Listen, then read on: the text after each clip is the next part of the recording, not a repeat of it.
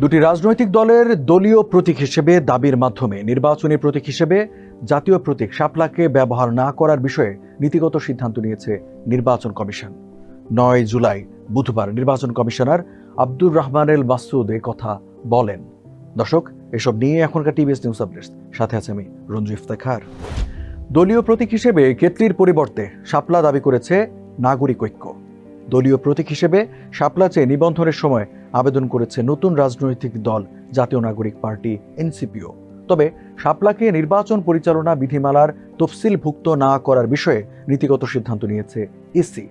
প্রস্তাবিত নতুন প্রতীক তালিকার বিষয়টি আইন মন্ত্রণালয়ে পাঠানোর কথা তুলে ধরে নির্বাচন কমিশনার মাসুদ বলেন, আমরা সিদ্ধান্ত নিয়ে ফেলেছি শাপলা প্রতীক তফসিলে থাকবে না।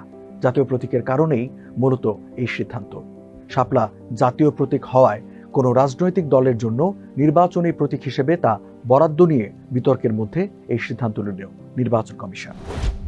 ত্রয়োদশ সংসদ নির্বাচনকে সামনে রেখে এবার আগের 69টি থেকে বাড়িয়ে অন্তত 115টি প্রতীক দল ও স্বতন্ত্র প্রার্থীর জন্য বরাদ্দ করার কথা ভাবছে নির্বাচন কমিশন।